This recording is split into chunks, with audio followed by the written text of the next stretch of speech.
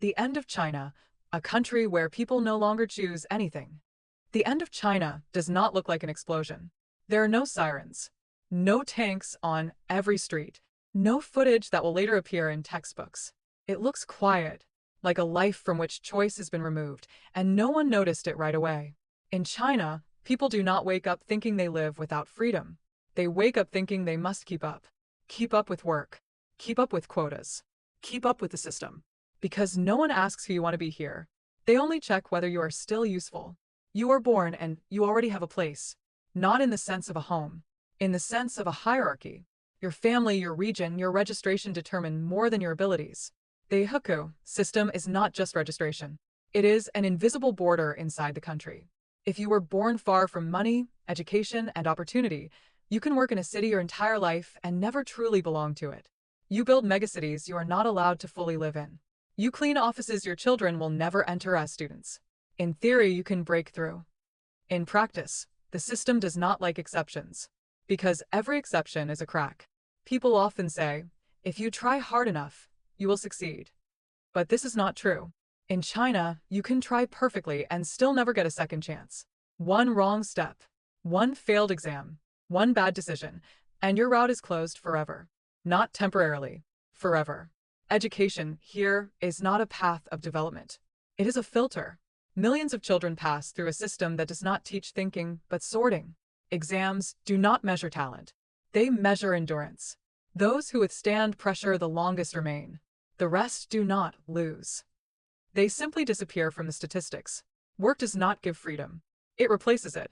The 996 formula from 9 a.m. to 9 p.m., 6 days a week, is not an exception. It is the norm. People do not live between work. They live inside it. Personal life becomes a luxury. Rest becomes a weakness. The question why becomes dangerous. In this system, there is no need to constantly force anyone. People force themselves. The fear of falling out is stronger than any order. Because if you fall out, no one will catch you. There are almost no social safety nets. No second start either. Control does not look like violence. It looks like care. Cameras are for safety. Ratings are for order. Restrictions are for stability. No one forbids you to think.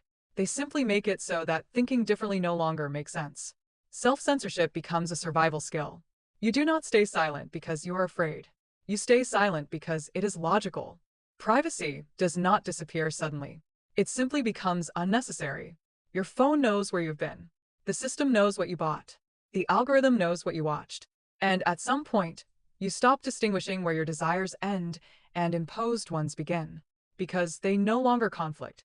The system teaches you to want the right things. From the outside, China looks confident. Skyscrapers rise. Infrastructure impresses. Technology works. But inside there is fatigue. Deep, quiet, systemic fatigue. People do not dream of changing the country.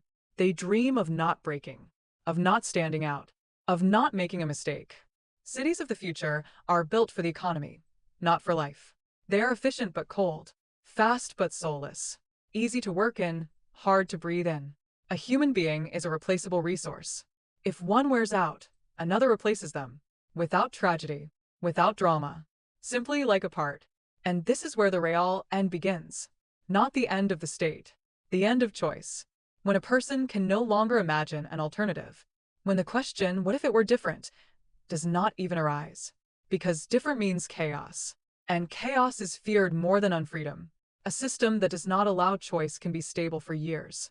For decades. But it gradually loses the most important thing, internal impulse. It does not develop. It optimizes. It does not hear weak signals. It reacts only to threats. When there is no choice, responsibility disappears.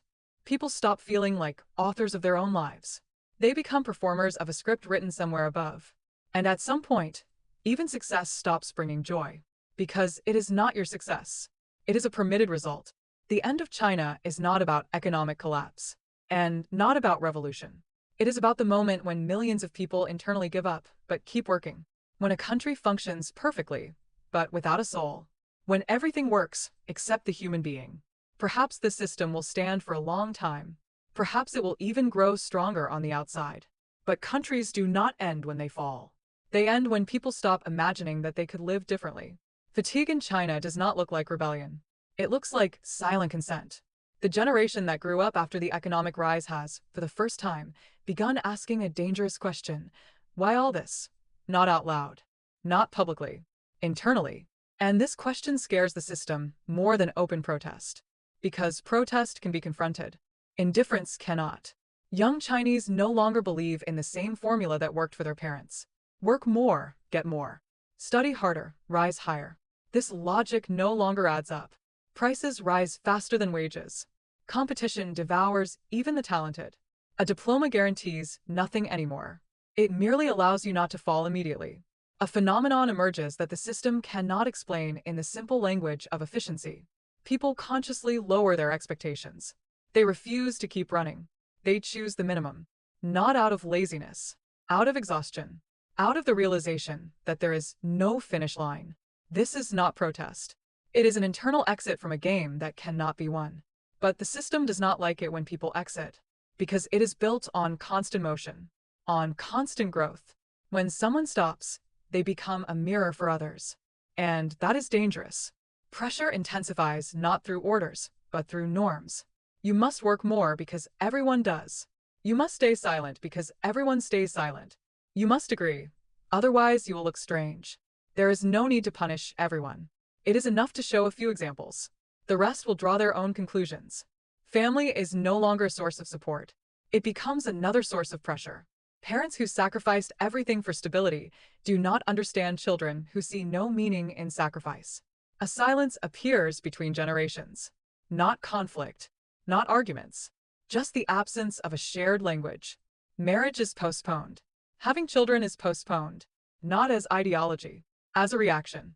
Because in a system with no room for error, every additional responsibility is a risk. People are not rejecting family. They are afraid of responsibility they may not be able to carry. The state sees the numbers. It sees demographics. It sees declining birth rates. But it does not see the main thing, the internal condition. Because it cannot be measured in indicators. Fatigue is not part of GDP. Control becomes more precise. Algorithms grow smarter. But the stronger the system, the more it fears randomness. And life is randomness. A human being is not a perfect component. They make mistakes. They doubt. They search for meaning. And that is exactly what makes them alive. When these traits begin to interfere, the system does not break a person immediately. It simply creates an environment in which these traits become unprofitable. Thinking is risky. Standing out is expensive. Being different is dangerous for your career. And gradually society becomes smooth. Without edges. Without sharpness. Without inner noise. It functions. But it does not breathe. The end of China is not a catastrophe scenario. It is a scenario of exhaustion. When the state becomes too large to change. When rules matter more than people. When stability becomes an end in itself. Perhaps this model will seem successful for a long time. Perhaps it will even become an example for others. But history shows one thing: systems that fear choice eventually fear life. And life always finds cracks. The question is not whether China will end. The question is what it will be when people finally stop feeling that it is their country. And if a country is left without an inner self, it can exist. But it no longer lives. China's future does not look like a choice between good and evil. It looks like a choice between stability and emptiness. And the problem is that stability without choice eventually becomes a form of stagnation, disguised as order. A system that works without failures for too long begins to believe it is infallible. It stops listening to signals from below, because it is used to governing from above. It no longer sees individuals because it operates with masses. And at some point, it starts confusing silence with support. But silence is not always consent. Often, it is simply the absence of words. People learn to live with minimal expectations. They do not dream of breakthroughs. They dream of being left alone. Of not drawing the system's attention. Of life passing smoothly, without sharp turns. This is not fear. It is adaptation. And it is precisely this adaptation that makes control almost invisible. When there is no choice, responsibility for the future disappears. If everything is decided in advance, why think ahead? Why take risks? Why change anything? This is how a society is born that does not resist, but also does not move forward. It simply continues. The economy may grow. Technology may improve. Infrastructure may impress with its scale. But inside, emptiness accumulates, something that cannot be compensated for by speed or numbers. Because meaning does not scale, the system of control becomes so complex that it begins to fear its own shadow. Every new security tool demands another one. Every level of control creates the need for the next. This is an endless process. Not because someone is evil, but because the system does not know another way to exist. In such a reality, any spontaneity looks like a threat. Any creativity, a risk. Any question, unnecessary. And that is why real change does not come from the outside. Either it does not come at all, or it grows where no one expects it. But when people live without choice for too long, they stop believing that change is possible. And then even a chance for a different future is perceived not as an opportunity, but as a danger. Because the unknown is more frightening than familiar exhaustion. The end of China is not a moment. It is a process. Slow, almost imperceptible. It does not have to end in collapse. It may end in something worse, complete normalization of life without inner freedom. When a new generation no longer remembers that choice ever existed, then the country becomes perfectly manageable, efficient, predictable, but empty inside, like a mechanism that works flawlessly, yet has no purpose other than motion itself. The question is no longer whether China will change. The question is whether the human being will remain there as a subject, not a function. Whether there will be space for mistakes, for doubt, for another path. Because countries do not collapse when their economies fail. They collapse when people stop feeling that their lives belong to them. And that moment is not recorded in statistics. It is visible only in the eyes, in the silence, in the absence of questions. The end of China may come without a single shot, without a single loud headline, simply on the day when choice finally ceases to exist, even as an idea in thought. And then only the system will remain, without people inside it. There is one thing that cannot be fully controlled, even in the most tightly managed system. That thing is inner meaning. It cannot be ordered. It cannot be written into regulations. It cannot be embedded in an algorithm. It either exists or it gradually disappears. When a person loses choice, they first lose responsibility, then initiative, and then the sense that their life has direction. All that remains is movement by inertia. One day replaces another. One job replaces the next. Numbers replace numbers. And all of it looks stable. But stability without meaning is not strength. It is fatigue frozen in place. China has learned to manage masses so well that it has almost stopped noticing the individual. And without the individual, the state turns into form without content.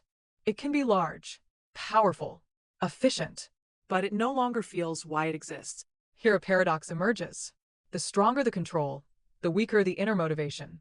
The less choice there is, the less genuine loyalty remains. Only discipline is left. And discipline works only as long as it is maintained from the outside. A system can force a person to be silent. It can force them to work. It can force them to obey. But it cannot force them to believe. Belief is always a choice, even if it is an internal one. And when that choice is taken away, belief disappears first. What remains is habit. And habit does not last long when meaning is gone. The end of China does not have to be dramatic. It may even be called a success. Stability, a new model of the future.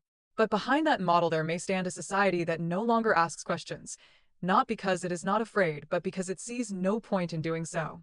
And this is the most frightening scenario of all, because it provokes no resistance. It creates no heroes. It simply slowly turns off the inner voice.